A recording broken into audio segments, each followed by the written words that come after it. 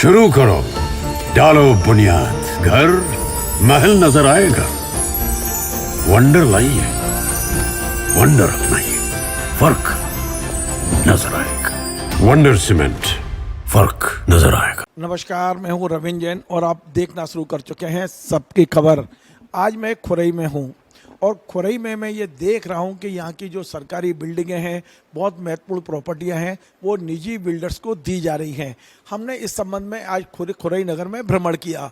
मैं सबसे पहले वहाँ पहुँचा हूँ जो खुरई का पुराना शासकीय अस्पताल है। अब इस जगह पे मैदान है और यहाँ की ज़मीनें अब सोने के भाव बिक रही हैं। कौन बेच रहा है, कैसे बिक रही है, मैं विस्तार से बाद में बताऊंगा। पहले आप ये जरा ये बिल्डिंग देख लीजिए जहाँ मैदान बन चुका है।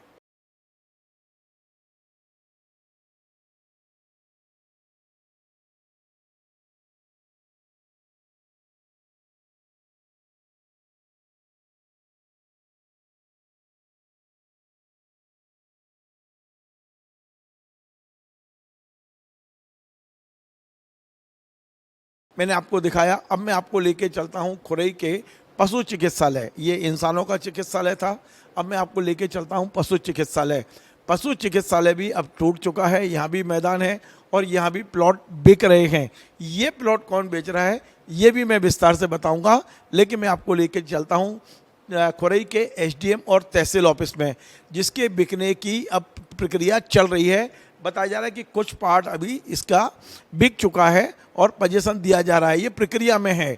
अब मैं आपको सबसे पहले बता रहा हूँ, भूपेंद्र सिंह जी जो उस समय मंत्री थे 2021 में, स्थानीय शासन मंत्री, उन्होंने एक नोटशीट लिखी थी पशुपालन मंत्री को। ये नोटशीट की कॉपी मेरे हाथ में है, जिसमें उन्होंने इस बात का दावा किया था कि खुरई का जो पशु चिकित्सालय है वो बंद पड़ा है, किसी काम का नहीं है, यहाँ पार्किंग बना देना चाहिए। निश्चित तौर पर ये जो हॉस्पिटल है पशु चिकित्सालय, ये तहसील कार्यालय के सामने है, यहाँ वाहनों की दिक्कत होती है, पार्किंग बनना भी चाहिए। तो ये पार्किंग के लिए ये ज़मीन मांगी गई है। अब आगे क्या हुआ है मैं आपको दूसरे पत्र में बताता हूँ। इस पत्र के बाद में कलेक्टर जो थे उस समय, तत्कालीन कलेक्टर 2023 में, दीपक आर्य, उन्होंने भी एक पत्र लिखा है, आदेश जारी किया है और ये आदेश की कॉपी है। इसमें भी आप देखेंगे तो इसमें साफ साफ लिखा है कि जो पशु चिकित्सालय है खुरई का, वो दिया जा रहा है पार्किंग के लिए, क्योंकि वो पूरा की पूरा एक ऐसे क्षेत्र में है जहाँ पार्किंग की समस्या है। लेकिन अब मैं आपको बता रहा हूँ 20 सितंबर 2024 को दैनिक भास्कर में एक विज्ञापन छपा है। इस विज्ञापन में लोगों की नीयत कैसे खराब है इसी से पता चलता है कि इस विज्ञापन में इन तमाम सारी प्रॉपर्टियों को बेचने के बारे में जो आपत्ति बुलाई है 20 सितंबर 2024 के भास्कर में छपा है। और आपत्ति भी 20 तारीख को ही, यानी उसी दिन जिस दिन विज्ञापन छपा है उसी दिन आपत्ति मांगी गई है। एक भी दिन का दिन एक्स्ट्रा नहीं दिया गया है। अब इससे अंदाज लगा सकते हैं कि किस तरह से मतलब इस जल्दबाजी में ये सब काम हो रहा है। अब मैं आपको बता दूं कि खुरई के विधायक हैं भूपेंद्र सिंह जी। जब वे मंत्री थे तभी उनके एक दोस्त थे भोपाल में जो बड़े बिल्डर हैं और इस समय नाम है बंसल ग्रुप। बंसल ग्रुप जिसने भोपाल में हबीबगंज स्टेशन को रानी कमलापति बना दिया। बंसल ग्रुप जो लोहे का काम करता है, सीमेंट का काम करता है, तमाम सारे व्यवसाय उनके हैं और आजकल कंस्ट्रक्शन के काम में भी बहुत तेज़ी से है वो। तो बंसल ग्रुप ने खुरई में की ये तमाम सारी बिल्डिंगें हैं उनको लिया है और उनको बेचने का काम चल रहा है। इनका विरोध क्यों हो रहा है? विरोध कर रहे हैं यहाँ पर जो अंशुल सिंह परियार है, कांग्रेस से जुड़े हैं, वे लगातार धरने प्रदर्शन कर रहे हैं। क्यों कर रहे हैं हम उनसे समझते हैं, इसमें क्या गड़बड़ी है इसे समझने की कोशिश करते हैं। यदि कोई विधायक अपने क्षेत्र को चमकाना चाहता है, पुरानी बिल्डिंगों की जगह नई बिल्डिंग बना रहा है, तो फिर क्या विरोध का कारण क्या है? मैं सीधा जुड़ता हूं अंशुल सिंह परियार से। अंशुल जी, आपका स्वागत है। भूपेंद्र सिंह जी का तो धन्यवाद देना चाहिए कि उन्होंने खुरई को चमकाने के लिए पुरानी बिल्डिंगों की जगह नई नई बिल्डिंगें बनाना शुरू कर दिया। अपने खास दोस्त को, बिल्डर को, वो भोपाल से खुरई तक लाए हैं और लगातार आपके यहाँ विकास की गंगा बह रही है और आप विरोध कर रहे हैं। देखिए, विरोध हमारा, अगर वो विकास वास्तव में विकास कराते और खुरई के जनमानस को ध्यान में रखते हुए जो खाली प्रॉपर्टी पड़ी हुई हैं उन प्रॉपर्टियों पे अगर वो विकास के कोई योजना लाते तो हमें बड़ी खुशी होती और हम उनके साथ होते। पर ये जो प्रॉपर्टी की आप बात कर रहे हैं, जिनका आपने जिक्र किया है प्रॉपर्टी का, ये सारी प्रॉपर्टीज़ हमारे दानदाताओं की हैं खुरई के, जो हमारे पूर्वज थे, दानदाता थे, जिन्होंने खुरई के जनमानस के लिए, ये सुविधा के लिए उन्होंने अपनी प्रॉपर्टी दान दी थी। आज आप देखेंगे कि जितनी भी तमाम प्रॉपर्टी हैं, पहले तो मैं आपको रविंद्र भैया मैं बताता हूं कि ये जो इस योजना के तहत इन्होंने जो प्रॉपर्टी को एक निजी हाथों में सौंपा है, वो योजना है पुनर्घनत्वीकरण। सरकार की मंशा थी कि उस प्रॉपर्टी जो जीर्ण शीर्ण व्यवस्था में है, क्षतिग्रस्त है और बनाने में सरकार का पैसा ना लगे, तो उन्होंने पुनर्घनत्वीकरण की योजना लाई। और उसका जो उनका मानना था सरकार का, उनका तर्क था इसके पीछे कि उस प्रॉपर्टी पे, जिस स्थान पर प्रॉपर्टी है, कमर्शियल प्रॉपर्टी है, तो हम वहाँ उसी प्रॉपर्टी पे, जिस भवन में जिस विभाग की है, वहीं उसी लोकेशन पे उस बिल्डिंग को एक निजी कंपनी के हाथों बनवाएं, उसका रेट तय करें। उसकी जो नोडल एजेंसी थी वो नगरीय प्रशासन विभाग थी। नगरीय प्रशासन विभाग तय करेगा कि बाजार मूल्य और सरकारी रेट का जो डिफरेंस अमाउंट निकलेगा वो ठेकेदार से उसमें एग्रीमेंट करेगा। तो यहाँ जितने भी नियम प्रणाली जो योजना के थे, उनको ताक पे रखते हुए माननीय जी ने, हमारे जो विधायक थे तत्कालीन, जो उस विभाग के मंत्री थे भूपेंद्र सिंह जी, उन्होंने शहर की दानदाताओं की जमीन बेच दी। और ये खुरई जो नगर था, आने वाले समय में ये बंसल नगर बन जाएगा, क्योंकि यहाँ जो खुरई के जो बड़े लैंडलॉर्ड हैं, या जो जिनके ज़मींदार हैं, या जो शहर के नागरिक हैं, या जो पूर्वज थे जिनके नाम से खुरई को हम जानते हैं, वो तो अब ज़मींदार बचे नहीं हैं, क्योंकि ज़मींदार तो अब नए आ गए हैं प्राइवेट कंपनी के रूप में। यहाँ तमाम ऐसी प्रॉपर्टी हैं जो हमारे दानदाताओं ने शहर के नागरिकों को दी थी, वो उन्होंने उनको दे दी हैं। इसमें गड़बड़ी क्या है? अब सबसे बड़ी बात यह है कि आपके पास में, ये मैं मानता हूं कि कलेक्टर ने पार्किंग के लिए दी है, वहाँ प्लॉटिंग मैंने खुद जाके देखी है, रोड बन गई है। मैं ये मानता हूं कि ये दैनिक भास्कर में विज्ञापन छपा है, वो 20 सितंबर को छपा और 20 को ही अंतिम तिथि लगा दी उन्होंने। ये भी नहीं होना चाहिए, कम से कम 2-4 दिन का टाइम देना चाहिए। मैं मानता हूँ भूपेंद्र सिंह जी ने पार्किंग के लिए मांगी गई थी, लेकिन उसको एक प्राइवेट बिल्डर को दे दी गई है। लेकिन इसमें आर्थिक अनियमितता क्या है?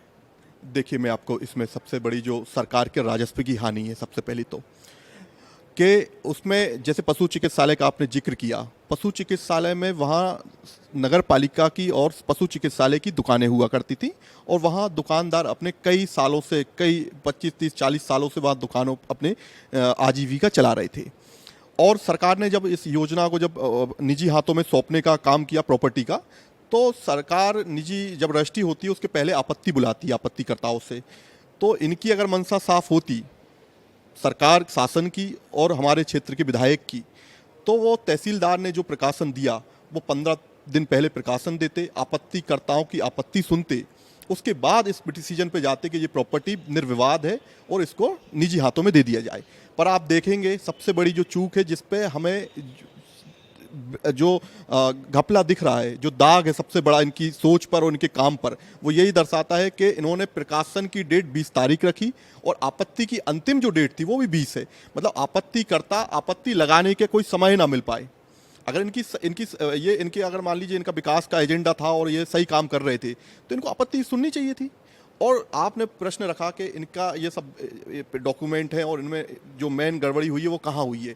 देखिए, इनकी जो गड़बड़ी है, सबसे बड़ी जो गड़बड़ी है वो ये है कि इन्होंने प्रॉपर्टी को, एक तो जो प्रॉपर्टी है, जैसे शासकीय अस्पताल था, तो शासकीय अस्पताल अगर इनको बनाना ही था, वास्तव में इनको विकास का एजेंडा था, इनकी मंशा में थी कि हमें खुरई का एक विकास करना है, तो वे उसी जगह पर जहाँ पर शासकीय हॉस्पिटल था, वहीं उसको डेवलप करते, नया बिल्डिंग बनाते। आपने देखा ये जमीनें किस रेट में बिक रही है, कुछ आइडिया आपको? अरे आप विश्वास नहीं मानेंगे, 10,000 15,000 रुपये स्क्वायर फीट में तक रेट है।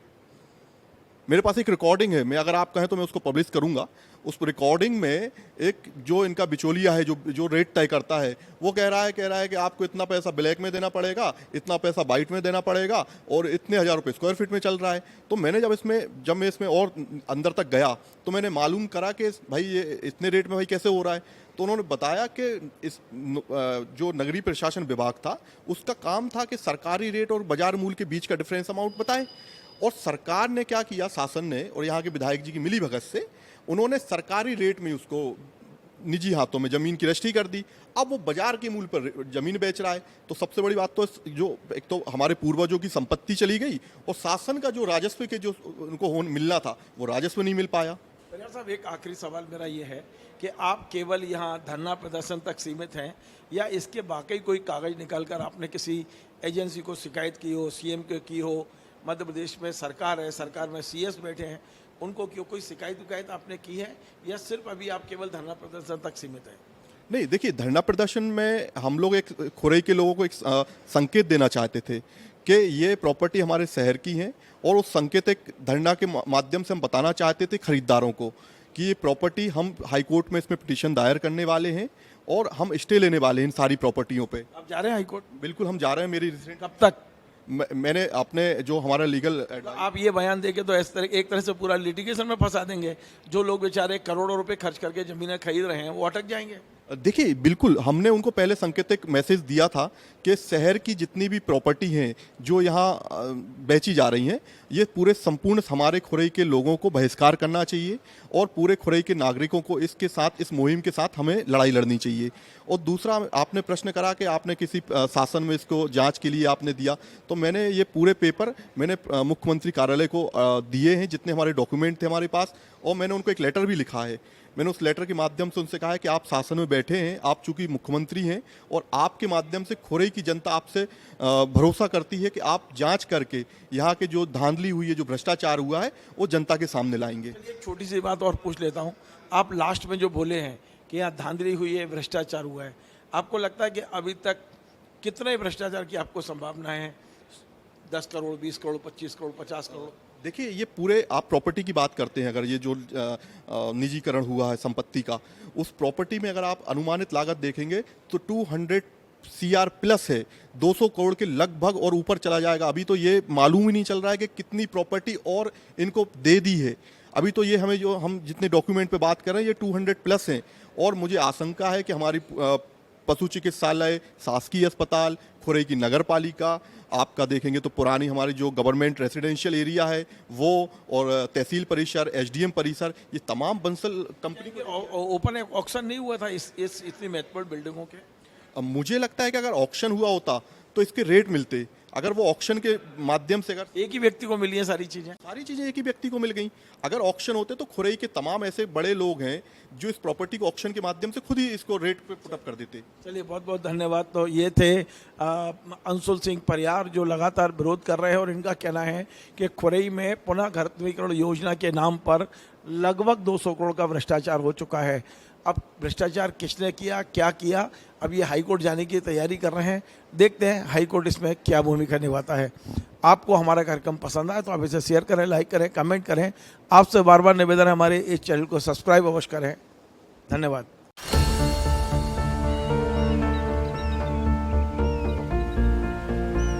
जो बनकर मेरा हमसफर आएगा, सिर्फ उसी को फर्क नजर आएगा। शुरू करो, डालो बुनियाद, घर महल नजर आएगा। वंडर लाइए, वंडर अपनाइए, फर्क नजर आएगा। वंडर सीमेंट, फर्क नजर आएगा।